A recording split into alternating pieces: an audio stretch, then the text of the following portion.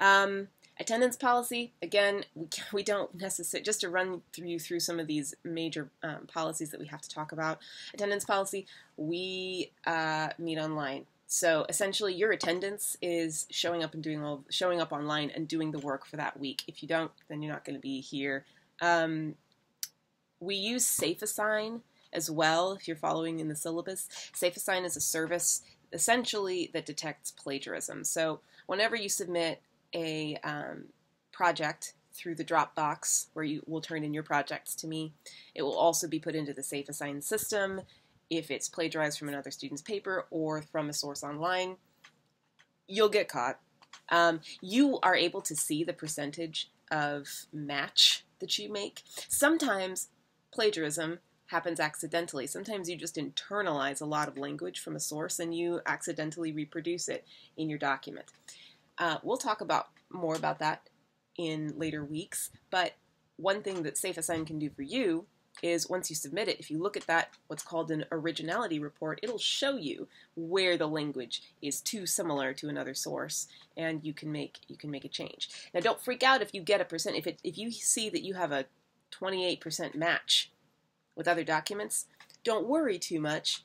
Either looking at that report can show you where you may have unintentionally plagiarized, or it can show you that, yes, you used some other people's language, you quoted it. You should probably have some other source's language in your papers. You probably shouldn't have a 0% match on your originality report, because you're going to be using sources. You're going to have some quotations in your papers. Okay? So that's SafeAssign. It's there as a tool for you and for me. It's not that I want to establish an environment where I don't trust you. This is really just sort of for everybody's benefit. Okay, speaking of that, originality. It is assumed that all of your work will be original to the semester it is assigned and written for English 110. What that means is this. I expect that you are going to be writing a paper in this class that is not from a previous class. That includes your speech classes. And I emphasize that because in the past I've had students who have wanted to turn something that they did in a public speaking course or in a class that they'd had previously, for example, senior year of high school, just to take an example of something that has happened before, and use it again in this class. There are very good reasons not to do that. One of them is that it's against our policy in the syllabus, so don't do it. And that might show up in the originality report through SafeAssign. So that's reason one. That's not the most valid reason, though. The most valid reason is that what we want to do in this class is work on the project of critical inquiry and in creating knowledge. You can't create new knowledge if you're doing something that you've already done. That would make this class kind of a waste of your time. And I don't want this class to be a waste of your time. I don't think it is a waste of your time, even though sometimes gen eds are described that way. I think this is an extremely valuable and important course for students to take. I'm not going to give you assignments that I don't think are worth your time to do. And I do think it would not be worth your time to just turn in a paper that you've already turned in elsewhere. Here's another reason that I don't think it's a good idea. Especially if you are thinking about using something that comes from public speaking. We use different rhetorical strategies in writing than we do in speech. And a lot of times it's more work to take something that you had done for one purpose and try to just tinker with it until it gets to where it kind of meets the requirements for this purpose. Audience and purpose and rhetorical strategies are all so tightly bound together. You will be better off, I promise you. Starting with even if it's a topic that you've thought about before, make this new work. Do the research, do the process. It's going to be easier for you in the long run, and it's going to be better for you in your mind, body, and spirit, just to be cheesy and tie into the theme, but I actually believe that. Okay, academic integrity and dishonesty. This is what we've been talking about really up to this point.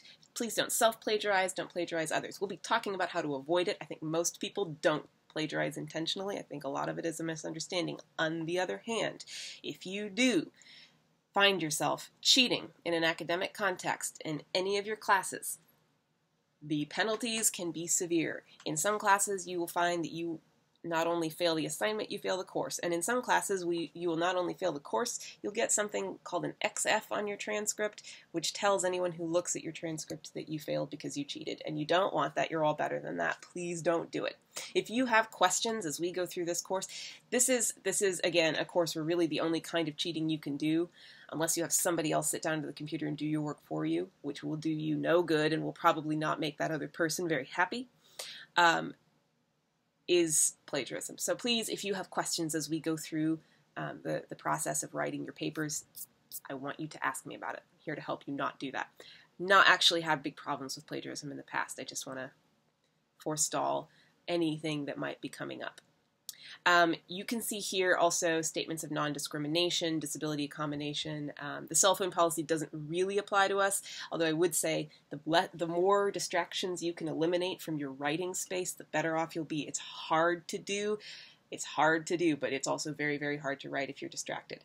When it comes to non-discrimination and disability, please read those policies carefully. They're in place for a reason. I expect all of you to treat one another with respect. You should expect me to treat you with respect. If you have disability accommodation memos, please email me as soon as possible so I can make any accommodations I need to for you. And if you have a grievance, address it with me. I want to meet those grievances and try to redirect all of our efforts to correct them. If not, you have the policy there for how to go about addressing those. If you drop the class, please be sure you contact the registrar and understand the implications of that. And then, again, classroom etiquette, I expect you all to treat one another with respect. That means that we will not tolerate racism, sexism, homophobia, ableism, transphobia, anything that devalues another person in this space. It won't be allowed, it won't be tolerated. I don't expect to see it. If I do, I will address it with you immediately. And if you feel that that's happening to you from me or from one of your peers, don't be afraid to contact me, and we'll do what we can to make things equitable. All right, that was a lot of me talking. That's a lot of information to take in. Please do read through the syllabus yourself. If you have questions, email me.